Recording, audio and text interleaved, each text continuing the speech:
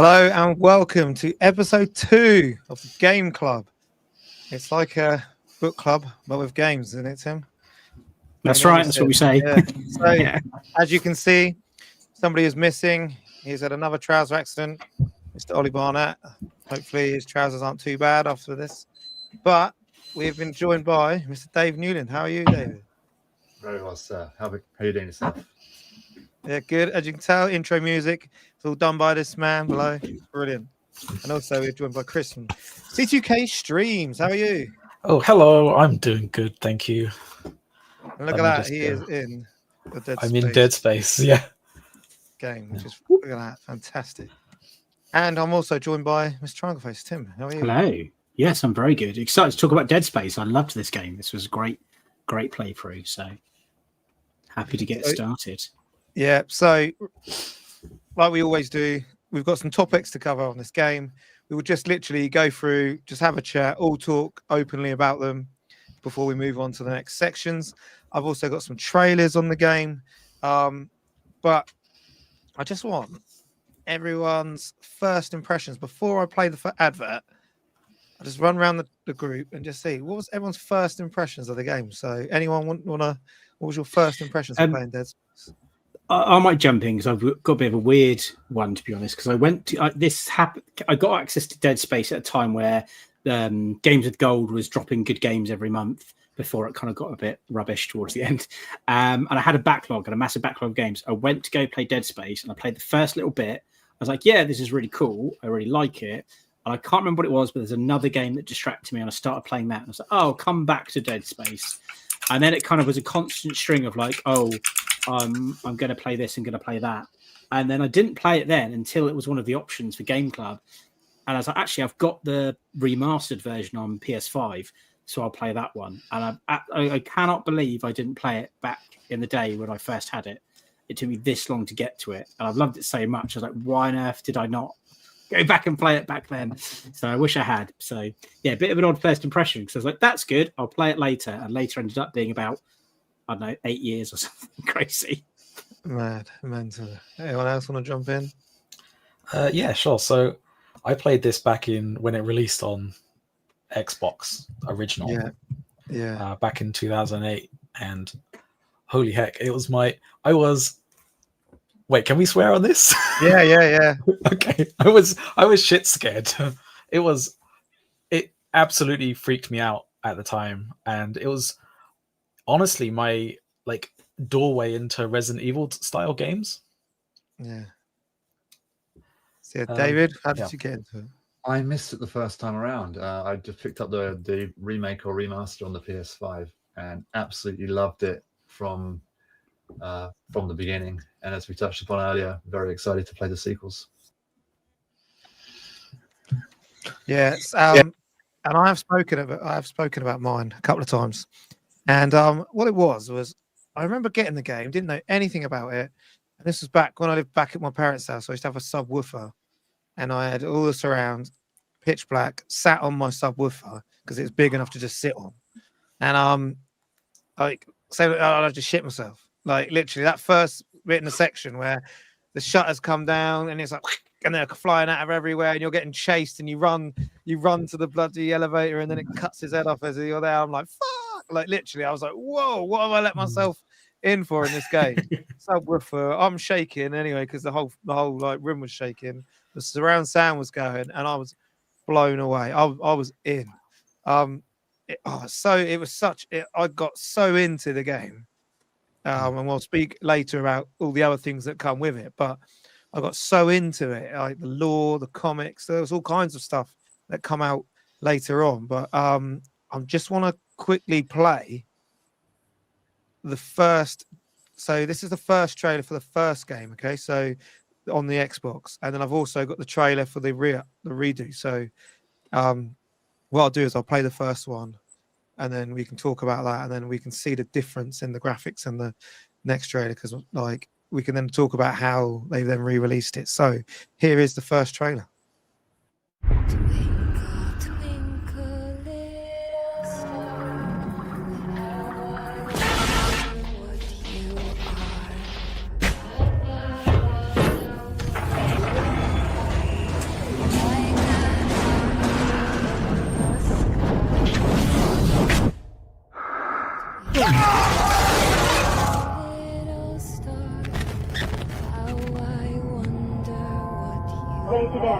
Sure. Oh, Yeah, it just brings back so many memories. So yeah, that was when it first came out on the 360, and then when I heard that they were redoing this game, that's when I thought, right, I've got to get this, and I just took it up another level. The fact that it's just the way it just looks like you're playing a movie. That's the only way I can explain it. For anyone who hasn't played this new game, I'll just run the trailer now. Brace yourselves. It's gonna smash us into the hull. Isaac, it's me. It's all falling apart here. Hey, Isaac. You coming? Where is everybody?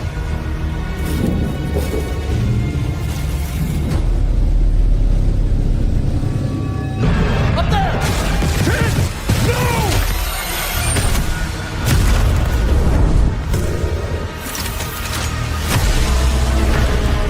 This transformation, it's remarkable.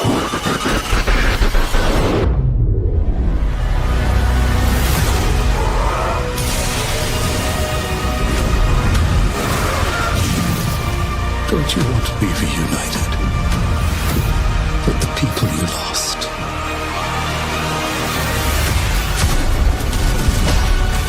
Our homecoming will be truly divine.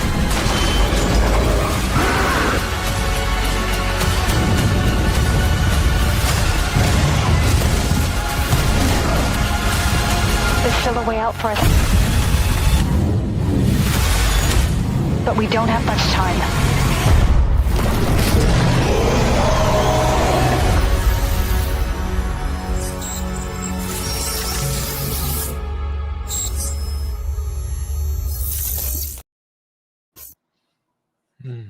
Wow. Nice. So that brings us into our next topic of gameplay mechanics and design. So anyone want to jump in on that, the gameplay? well, so I noticed on the trailer they showed a lot of stuff that I don't know might be like spoilery if you've never played the original. Yeah. Like they showed you on Aegis 7, and that's like the end of the game. End of the game, yeah. Yeah. I don't know if I would be able to pick up on that as somebody who's not played it before, to be fair. Don't think I'd know. Yeah, true. That's what it was. Yeah. But like you were saying earlier about Resident Evil and how the camera's behind you, I do feel that like that makes the gameplay as well. And then if you do get lost and you click the analog stick, and then it gives you like a very linear, Such a useful feature, isn't it? Yeah, because you'd be searching places and then you just click and go, oh, actually, where the hell am I going? I'm in the complete wrong section here. And do you know what? That is one thing we talked about in the last club when we had Soul Reaver, just getting lost. And it's just not fun. It's wandering around, not knowing where you need to go, and be able to click down, just go, oh yeah, you need to go that way. It just removes that wandering around stuff. But you can wander around and explore. But if you're lost, you just go, okay, I'm just going to click the right stick and see where I need to go, and it just eliminates that problem. It's like whenever I play something like Skyrim, I always have like the spell where you can like cast to see which route you're supposed to take. Because I don't want to get lost in the cave for ages. I just want to enjoy the game. So that's a really useful feature to have, I think, having that. So the setting, it's like I've had to go back and watch. It's just like Event Horizon. It's like they've just seen that film and gone, you know what?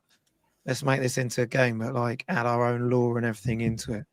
And I've recently gone back. That's when, as soon as I started replaying this again for Game Club, I went back and watched Event Horizon. Yeah, it is funny enough, because you messaged in our group chat saying you watched Event Horizon. It's like, oh, yeah, I watched that yesterday as well.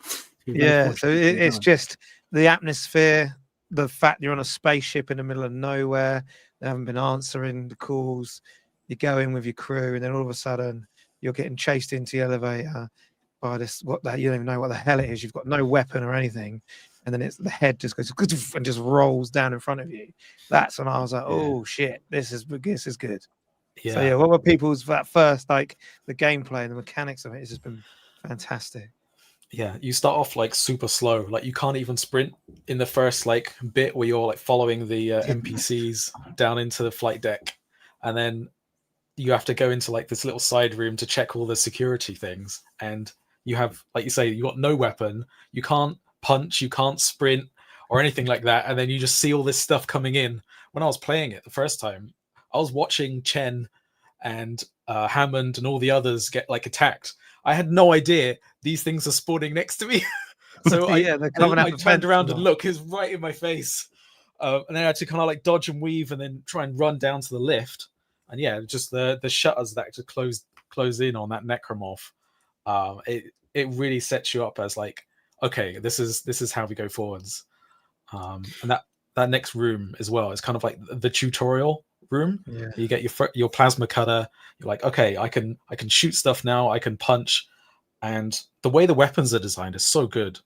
Yeah, The the weapons in this game yeah. are brilliant as well. They all have their secondary, like the plasma cutter alone, such a good weapon. I think one thing I really like about it is like, although that's your first weapon, it's like, oh, when you get a better weapon, you stop using it. It's like you can use that weapon throughout the whole game because you can upgrade them and pick up ammo for different weapons, and it never becomes obsolete. You like every weapon just changes the attack style. But I just love that you can switch it from like horizontal to vertical when you're like shooting off a leg or shooting off an arm. Yeah, I think that was one of my favorite weapons throughout the game, just that first plasma cutter. Yeah, Dave, what did you feel? Yeah, because you are literally just, as you just touched upon, the second the game starts, like, okay, I have no weapons whatsoever. I don't know if I'm going left or right. I can't see a damn thing, and everything's trying to kill me.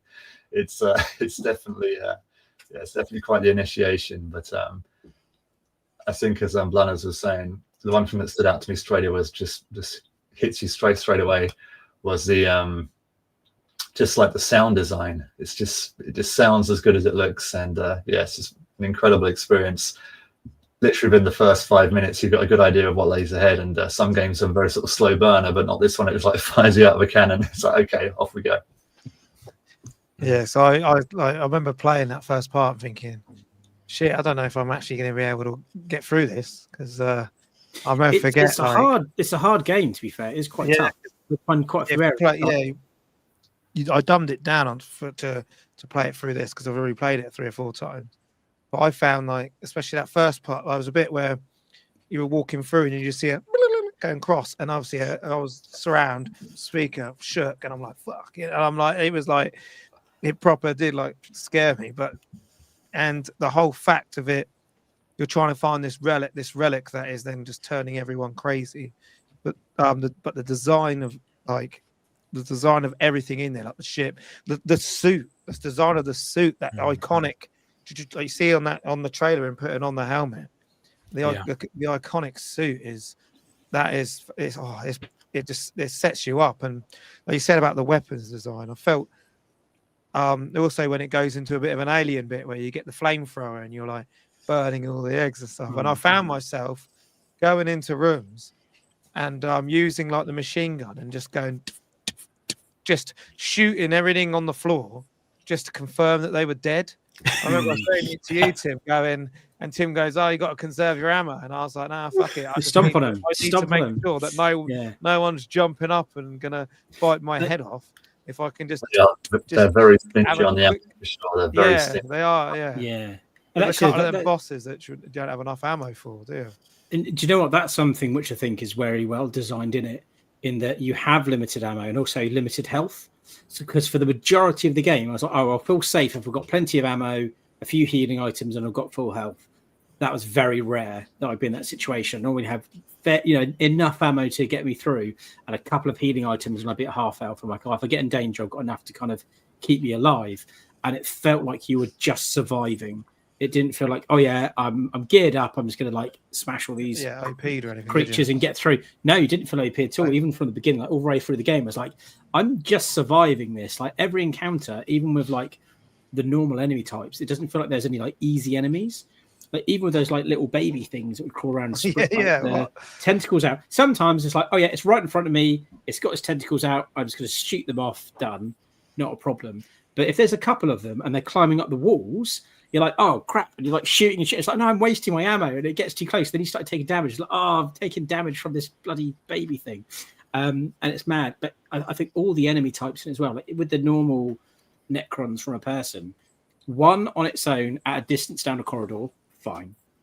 3 or more, like from different angles, and you're panicking. You know, I think the design of the sequences where like enemies just come in every one of those was a bit of a challenge. Like it took me a good few attempts to get through like those big areas with like a wave of enemies coming at you.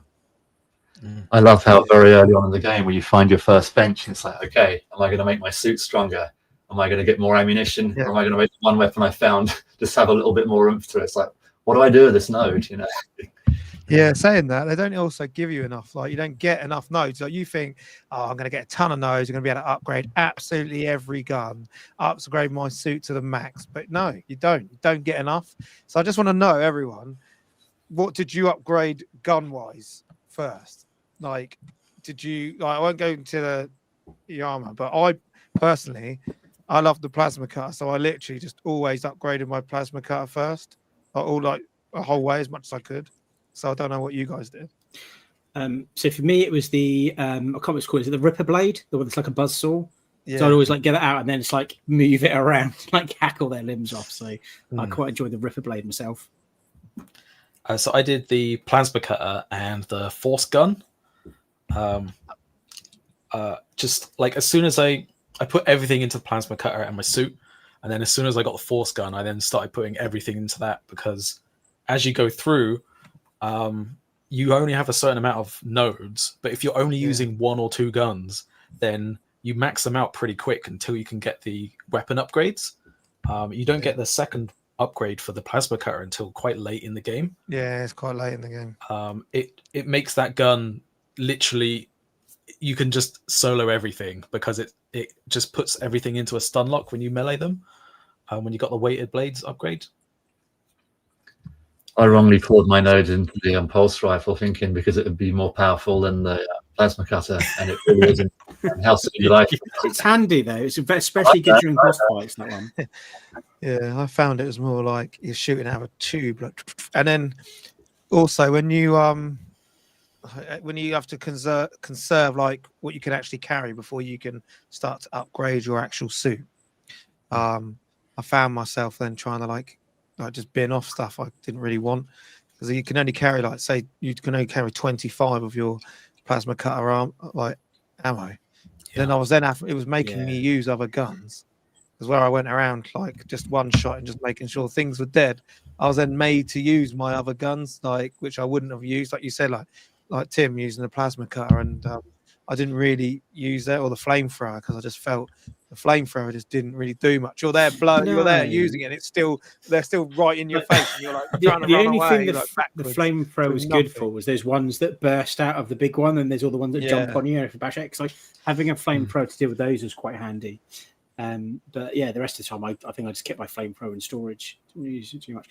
The other thing I was going to mention was the surrounding like debris and things like that. Like you can pick up the poles and throw them, and you can pick up like the gas canisters or like the stasis pod things. I didn't realize for a while you could do that, because the game doesn't really tell you. It kind of just expects you to figure it out. And I always have these areas where it's like I keep dying. It's like, right, when I go to use the control panel, all the enemies start coming down. It's going to go around the whole area and just carry all of the canisters and all the poles and all the stasis pods, just put them in a big pile. You have this big pile of all the junk by the lift. Push the panel, enemies come in. It's like, you can have a canister and you can have a canister, and it's like rinse them until I ran out. And it's like, right now I'm just going to kill the last three, and that was the only way I got through some bits. But the game doesn't tell you can do that, does it? That's the saying. Stasis I didn't really use unless I had to. Like, you know what I mean, when you're having to lift out the power blocks, or that boss that you have to try and stasis him in the middle, or you run around and press the button. You run up in and press the button for him to die. So that took me ages to work that, because I was thinking I'm wasting all this ammo and this nut, he keeps coming back to life. But because I remember, like, obviously there's a couple of games that do that. Obviously Legacy of Kain, the game we just came from, there was a boss that you had to do that with as well. But yeah, I found like the stasis stuff I didn't really use as much as I should have, like you said, because I didn't, like, the game doesn't tell you. Like, it's not until like a playthrough through you realize, oh yeah, actually I can just freeze you right there and just take your legs off, and like just take each part of your limbs off with my plasma. And that's things like, I was always trying to keep it sparingly, because you usually get a few items, don't you? You can refill your status, and then you have the panels on the wall where it's full. And normally, if you're in an area where you need it, there's a wall panel. So I think I learned after a while, it's like, if you got it, use it, because you're going to get some more soon, and otherwise, you're going to go to refill and you're full anyway. And I started spamming on it more, and it does make a massive difference, especially if there's like 3 Necrons coming at you, and you shoot it at the ground, and then you run behind them, and then just like start taking them out. Really, it's quite a difference maker, I think, in surviving an area if you're using your stasis. And they're fast. Go on. I'm going to say that they're pretty Sorry, fast. David. Yeah, because of course, coming from a 3D shooter game, you've got games like Wolfenstein and Doom. Things kind of plod along a bit, but Dead Space, they're fast. So, I found they are very fast, especially when they're crawling at you as well. They're right like at your feet. Where do they come from? But how do you guys feel? How do you guys feel about the main protagonist? How do you feel about Isaac and his story? How did were you bought into him? I love him because you put yourself in his shoes at the very start, and then as the game progresses and more of the paranoia sets in and more of the self-doubt and the mental gymnastics you notice Isaac doing and all the other characters around you, you really you kind of take yourself out of it, and then it's now Isaac again, and you just they've done it so well where they show his grief as well through it, and how traumatized he is, and you don't understand until the end of the game and you go back and play on New Game Plus, and you're like, yeah, dude, you're God, you're so just mentally anguished even at the start of the game. It's like he never watches the video through, so it's just he's stuck in that moment in himself. It's very good. I always thought it's funny how he's not like a Marine or a soldier. He's just a really competent engineer. It's just like, you've got to go and fix this engine. You've got to go and restore this. He's like, yeah, I'll do that. And he's go fixing stuff. And in the meantime, it's like, yeah, you've got to kill a bunch of monsters to get there. It's like, yeah, I'm on it. And he just cracks on. So he's very efficient and well-trained engineer, I think.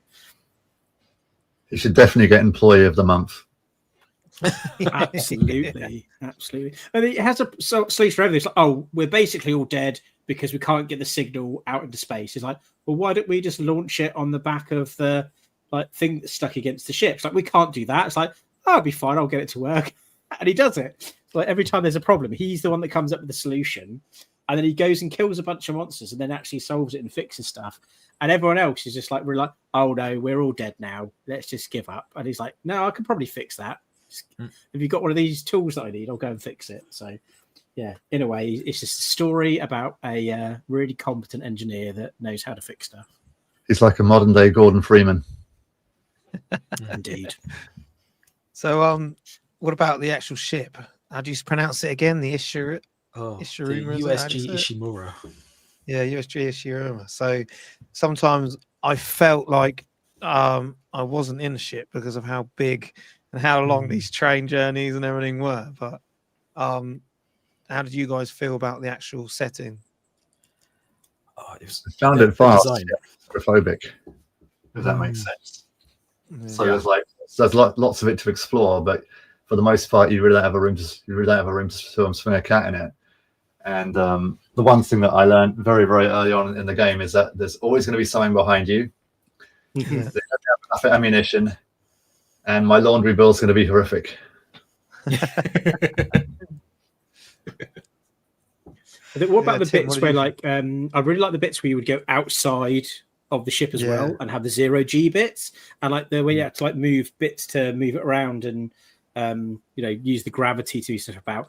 And I always hated it when I was in an area and the music, you're like, there's something in here that wants to kill me, and then you can hear something going, rah, rah, rah. It's like, where is it? And then you're trying to fix something, and then just the acid or something sprays across the screen. You're like, no, it's in here somewhere. So those bits are always quite fun as well, because it wasn't just run and gun. There were bits where you're like, okay, actually I need to move this over here and install this module into this panel, and then this will open. And the difficulty of the puzzles was just right. It was enough to make you think about it, it wasn't like it wasn't just like push a button and done. Like you had to think about it a little bit, but it wasn't like, oh, I have no idea what I'm supposed to do. I'm just going to look it up online and figure it out. I didn't have to look at guides, but it would take me a little bit of time to be like, oh, actually, I think I'm supposed to do this. I'm supposed to turn this crank and then do that. Oh, okay, yeah, that's worked. So I think the puzzle design in it was spot on. I think it wasn't too hard and it wasn't too easy. And yeah, I think the breaking up of the gameplay of, run and gun, survive a dangerous area and leg it, go zero gravity, solve puzzles. It had a good mix of tone throughout the whole game. There's always different stuff to keep you kind of on your toes as you went through.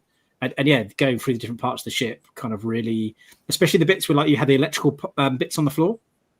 Yeah. And it's quite nice to be like, you see an enemy, so actually, if I run away for a bit and then hang out behind this electrical bit that keeps changing, it can stand on that and that'll kill it. And I'll save some ammo and it's not going to hurt me. So there's some good little moments like that as well. You can realize you can do that. I really love the false sense of security that you have in it when you sort of think, okay, I've cleared out this section, I can go back and get some more ammo. And it's not clear at all. It's not even close to clear. There's probably more buggers in there than when you were last there. Where do they come from? It's like a clown car. But as I do find them like them bits where you go out, I think that then reminds you that you are still on a spaceship when you go into the zero gravity, because you could have just got lost thinking that I could just be playing like a Resident Evil anywhere here, but actually when you're having to go out of the ship and do things, that's when it's like, oh yeah, I am still on a spaceship kind of thing. Yeah. So yeah. Like so I just want to move us on. So oh yeah, go on. I want to move us on to the art, sound, and atmosphere. I know we have spoken a bit about this already, but who wants to start on this? So I'll start then first. So I found as you're going around, especially near the start, you mentioned it previous where you see the guy, the Necromorph running across the barricade, and you just hear the trill in the background, and that kind of sticks throughout as a little sting throughout the game. As you're going around on your own, nothing around you just hear the vents crashing down, and either like when that fan hits the ground, like, oh, there's going to be a monster dropping down. That every single time that freaked me out, and it made me jump. I was like, oh god! Especially the there's times in the game where all the lights go down and everything gets a little bit darker, and all the rooms turned from blue to red, or they get locked. There's nothing there that actually fights you, but it's just the paranoia, I think, to try and like that start setting in. That like, oh god, you're looking around, like, oh, what's going to attack me?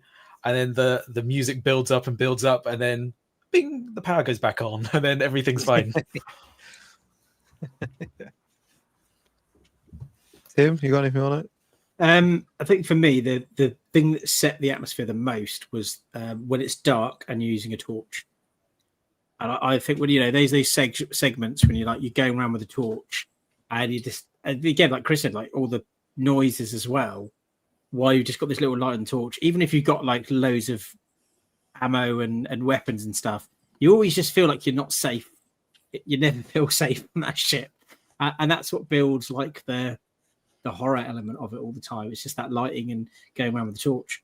Yeah, I think there's just it's captured that feeling of being like unsafe really well. Like the bits mentioned earlier about like low ammo, low health, like really powerful enemies from the word go. Every enemy type, there's no like easy enemies. They're all difficult to kill in different ways. And even if you have like weaker enemies, if there's enough of them, then they can do you. So then having like the alarms, the torches, it's just makes you feel uneasy all the time. It's quite sort of anxiety inducing, a lot of it, and it does that really well. And then the other part of it is when you go into rooms and you have like the biomass everywhere, and like the people that are like hanging out the walls that you have to try and kill. And the thing that I think it's great, but I also kind of hated it, is when there's biomass on the floor and it's rough terrain, you can't run. And then something's coming at you, especially these guys that are a bit like the armored things in Halo, where they've got the things on their back. So you have to kind of get behind him and shoot him. and you have to like use stasis to slow him down, and then run around to get behind him, and then shoot him in the back.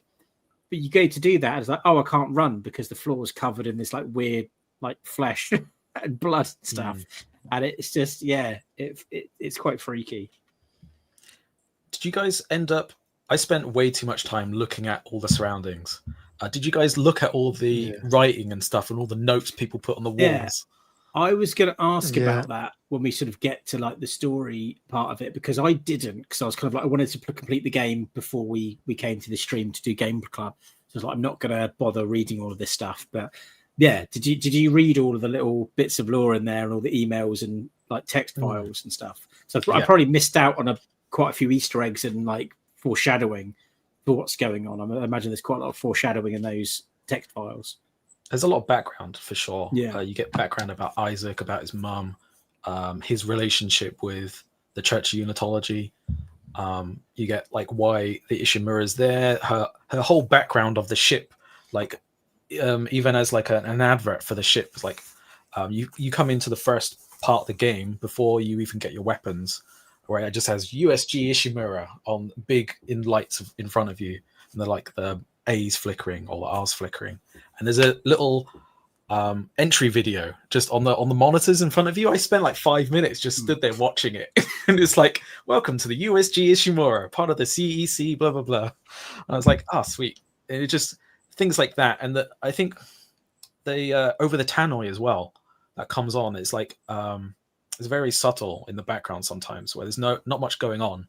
There's just like a Japanese voice or a different language voice coming through, just like the tannoy. And it was just like, okay, that just like really grounds you in the fact that this is a working vessel. This is the Pride planet cracker of this company.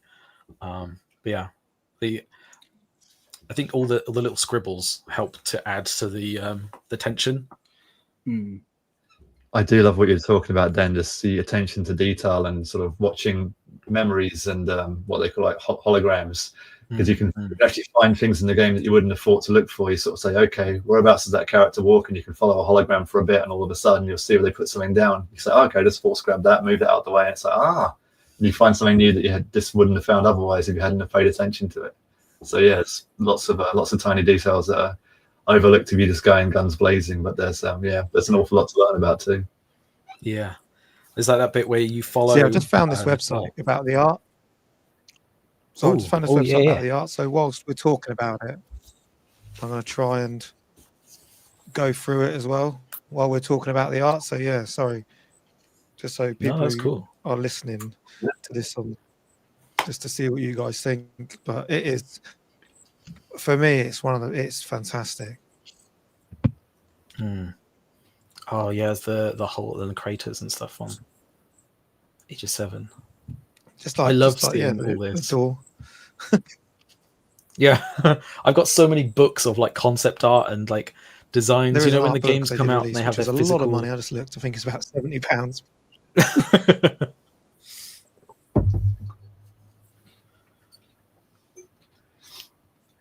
It's definitely like a good. I just feel the art, the way it makes the. Sorry, Tim. You go on. So I was going to say, it definitely reminds me of like Event Horizon, just like all the tunnels and long corridors and stuff. It's got a really good sort of sci-fi horror feel to it. Yeah, them decontamination rooms. Do you know what I mean? No. Oh yeah, that was the first one before you hit like just after the morgue.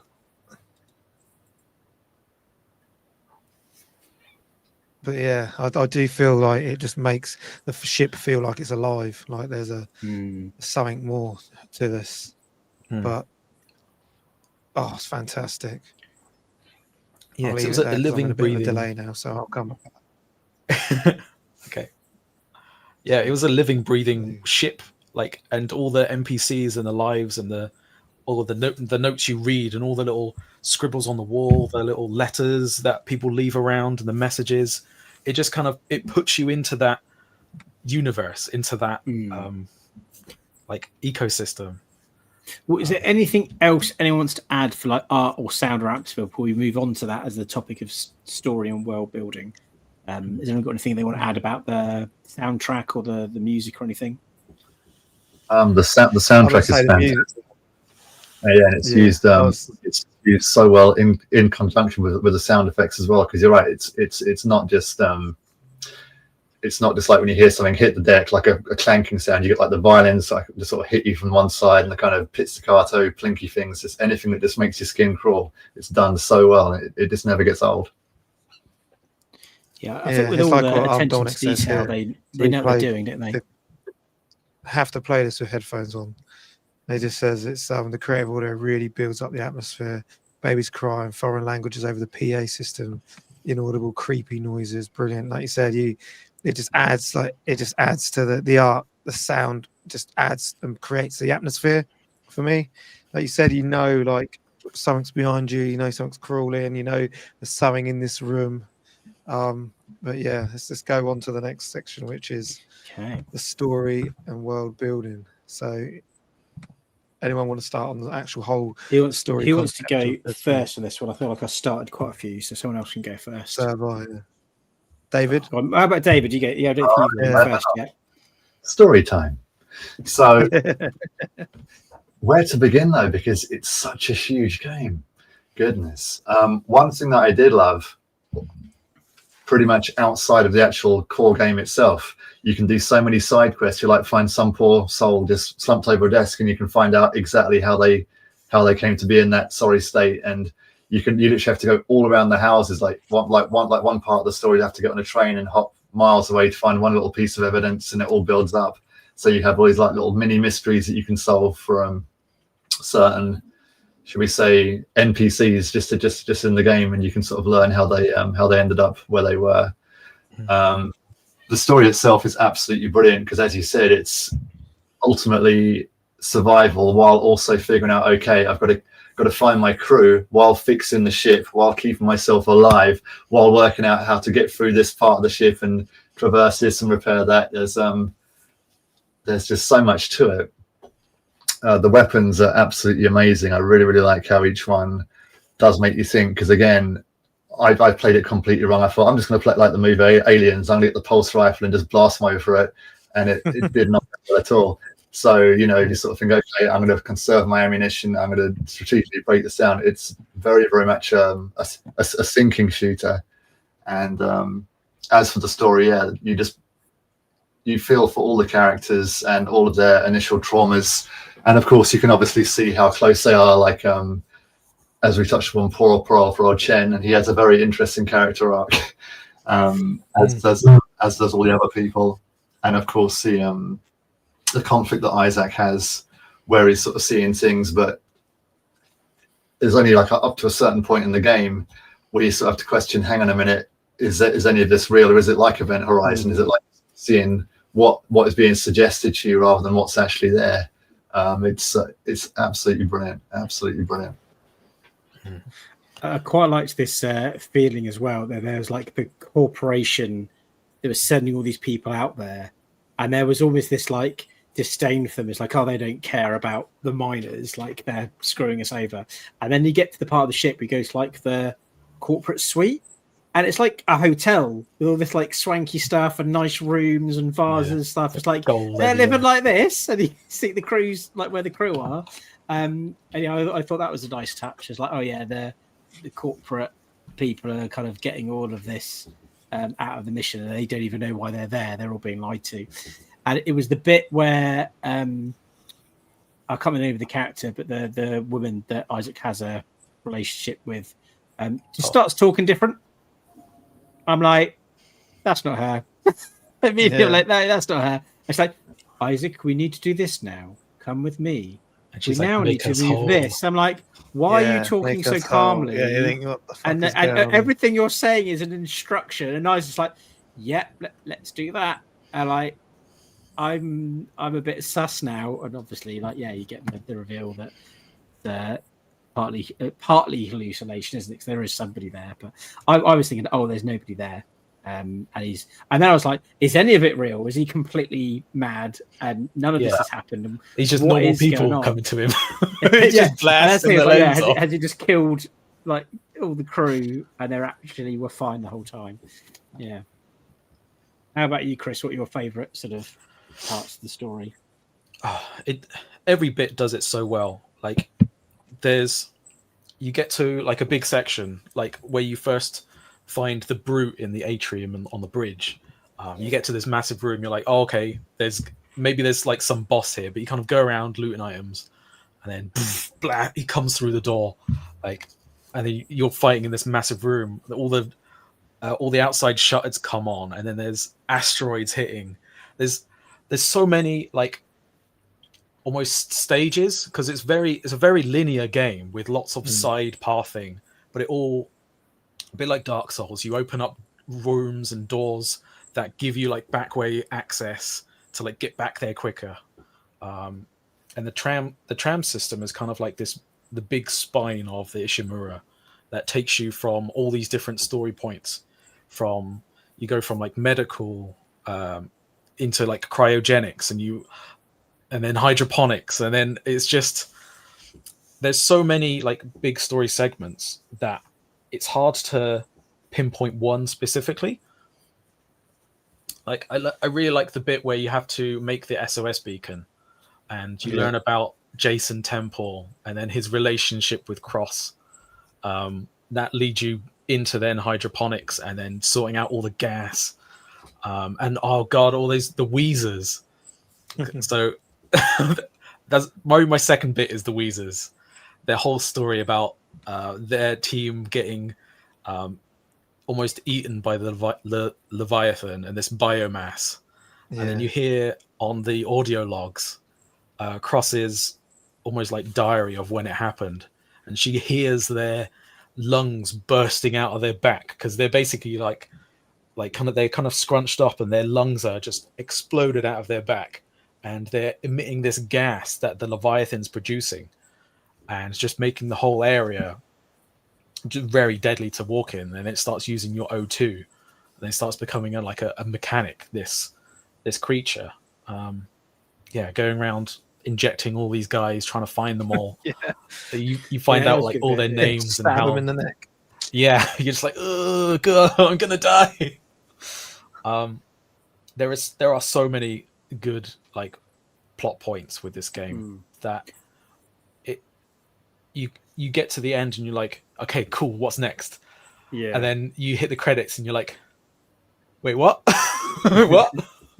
And there's the bit where like you go in. The first time I went into like one of the rooms, there's like the almost like satanic ritual with like the candles and the like the markings all over the floor. I'm like, what?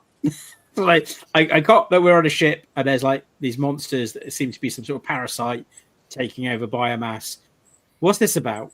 There's more going on here. So it was that was a really cool moment when I was walking the room. I was like, why is there like a satanic ritual happening on the ship? That's a new dimension to this. I always I felt the pacing was great. Also, they use like that you said, there's loads of like different story arcs going on, different sections, different story arcs, different chapters. Very linear, but I was just like getting pissed off with the fact that all the other guys keep getting trapped and are doing fuck all, and I'm doing all the work. Exactly.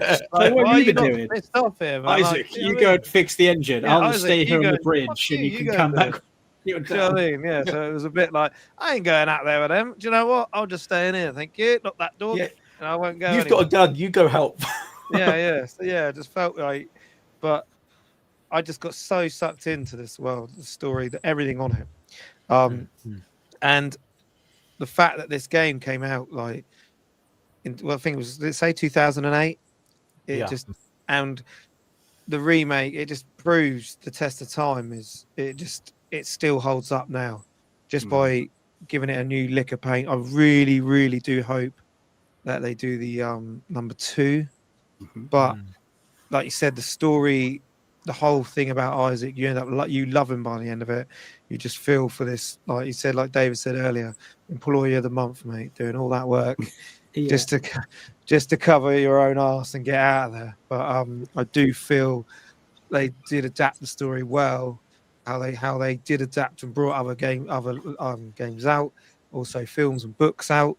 But yeah, story and world building. Has anyone else got anything on this before we move on? I suppose it's not really a story or world building thing, but one observation while we've been talking is we've mentioned it's quite linear. And normally, like when there's a linear game, that's quite a talking point of being like a negative.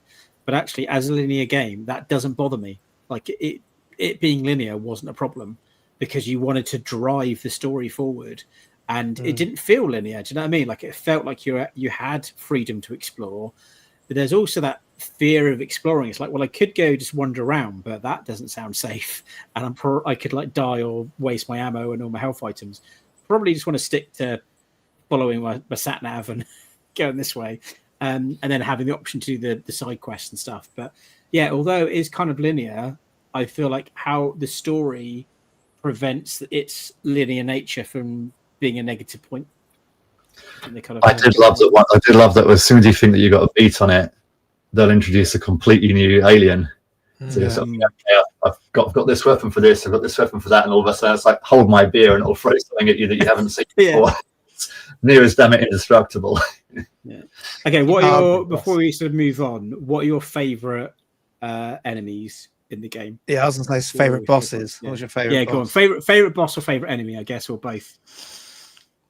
You want to go first?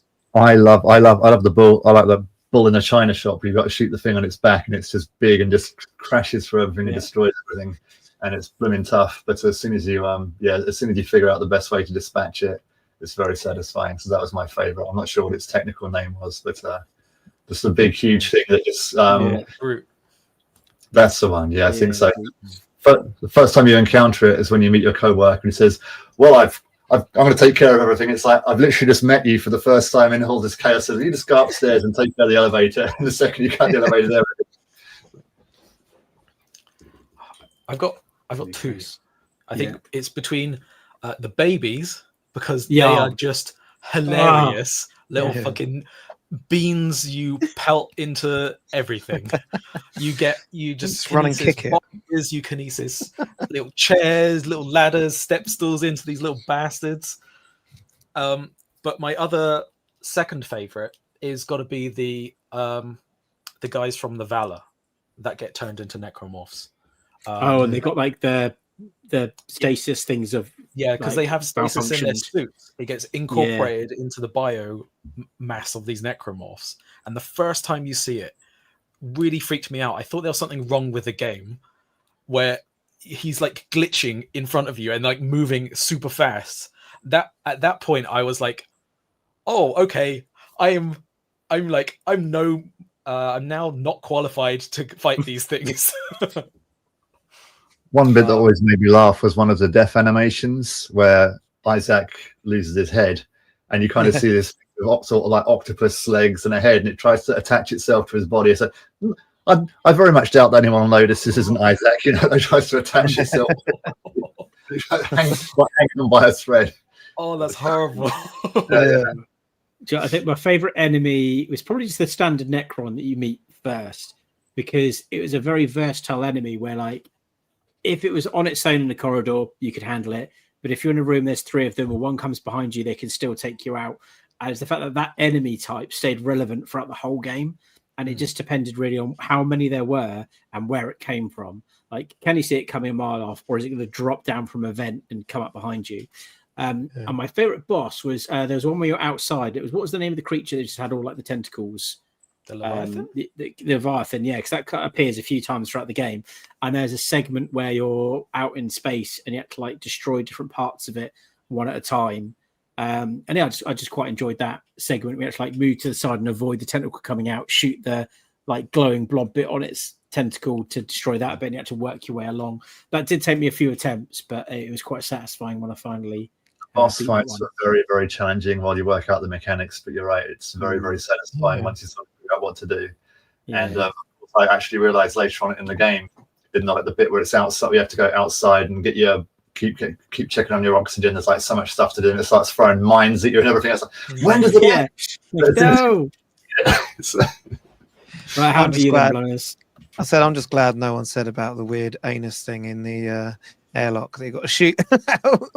Like, because that was weird, that boss. But yeah, like similar to you, Tim, Necromorph, and you can't beat the original OGs that are just them pincers for hands. But so it just moves me straight on. They brought out a movie, and I want to bring this attention to everyone because you can just literally type it in on YouTube and watch the whole lot. I've done it recently. I also downloaded the trailer. So for the anime film, I'm just going to play this for you guys now. Nice. Unbelievable. So has anyone not seen that. here watched this? No, I've not seen it yet. I think I will do after watching that trailer, though. That looks awesome. I remember seeing it when it first came out. I Same think it also came with the disc. I think in like the boxed edition, there was like another disc in there with that on it. Oh, I seem nice. to remember something like that. It answered my question that I had. 'Cause I can't remember it at all now. So it answered a question I had when I first started watching. I was like, "Is this a prequel to like the game?" And it's like, "Yeah, okay." Yeah. Awesome. How about you, David? I didn't even know it existed until just now. But Oh, I'm definitely check it out. So yeah, you can watch this for free on YouTube. Literally, just type in Dead Space Downfall, and you can watch it. I just wanted to bring it to people's attention because I love it. I think I watched it again recently while we were playing this, and for its time, a bit of the computer animations, but the actual animation itself holds up fantastic. So people who haven't watched that, like you, Tim, get over there and watch it. Yeah, definitely. I'm gonna watch That's it cool. Especially it looks like that's the where everything that happened before the game started, right? That's how the crew got decimated by the Necrons. So, yeah, that You know what? I'll leave it in the video. I'll leave the video. I'll leave it in the description later on. So people if you are listening to this on audio, go and look it up on YouTube and find it.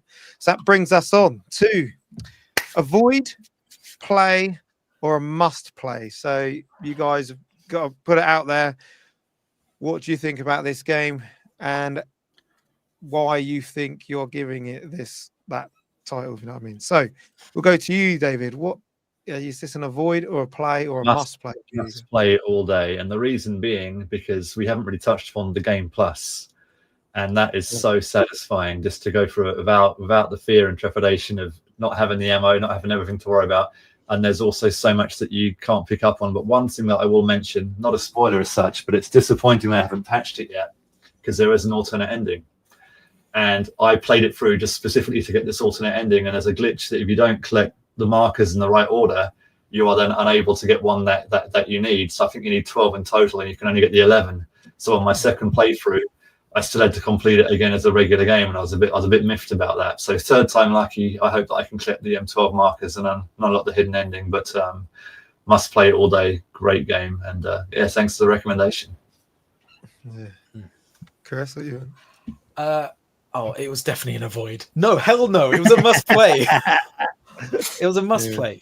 An old game brought back with the remake, added new graphics, even some new mechanics and little areas, and even some fixes and nods back to the original game.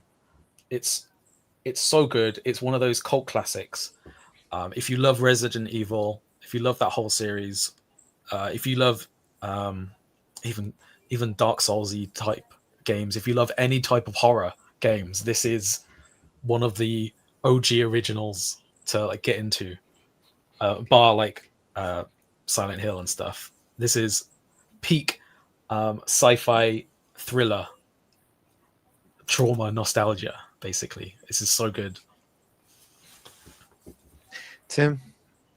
I'm going to say the same. 100% a must play. Absolutely loved it. I think it's, all the different topics we covered tonight, it knocks out the park on all of them. It's got a great story. It's got a great lore in it. There's so much stuff to unpack. Really good mechanics, really good graphics. It's just, it's up there. Like I can't believe I never played it when I had the chance back then. To play it now, I'm like, this is so much better than I realized. And I think maybe it's been overshadowed by things like, Silent Hill and Resident Evil. But, if you're a survival horror fan, it's the thing that I love most about it is the whole time you're playing, you're on the back foot. The enemy is always overpowering you. You're not safe. And I feel like when you play a lot of games like a zombie game or something, it's like once you get the shotgun, you're all right. And it's not scary. It's like, it's okay. I've got a shotgun now. No matter how much weaponry you've got, you're like, these things can still get you. So, definitely a must play if you're a horror fan of that genre. It's very, very cool game. Yeah, and obviously for me, it's a must play all day. At the point of recording, you can pick up the 360 version for £2, and you can pick up the remake for about £15 in CEX. So if you are on the fence, guys, I really do suggest you go and buy that, because it is worth its weight in gold. I think all of them are on Game Pass as well. I think you can get all three on Game Pass. I happened to have the remake on the PS5 from a previous month's Essentials release, so I just had that on my backlog. So I was like, I had the option of doing the original remake, and I went for the remake. Okay, so Dead Space, it is a must play from all of us here, but that now leads us into what is the next Game Club game, Tim? So I'll hand over to you. Okay, I'm going to announce this with a trailer for the game. This is going to be the next Game Club game. If you press this play properly. Rated M for mature. You should never have come. You're only going to make things worse for everyone. No. She chose to come. I didn't make the rules between you two. You're fighting to change things. For those who come after. Right?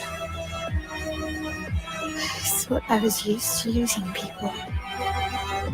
Yeah, me too.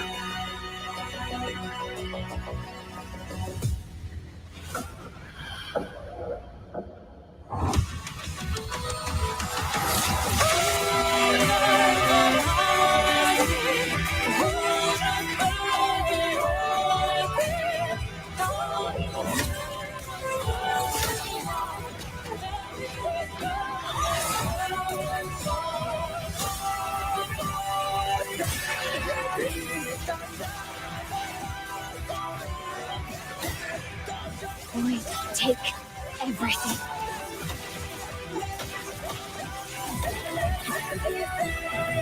Is this true? Maya's with him. We need to go now.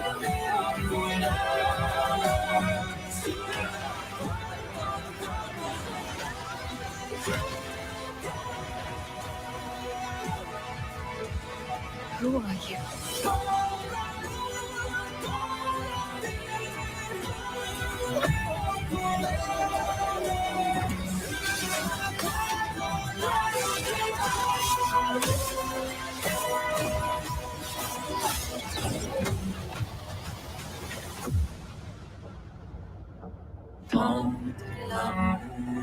I know it seems absurd to offer oblivion as recompense, but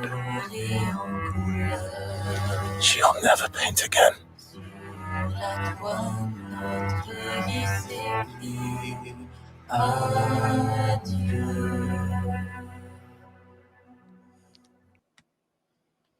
So there we go. We're going to have Expedition 33.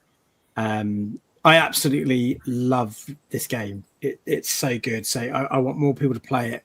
I want to be able to talk about it on a Game Club stream.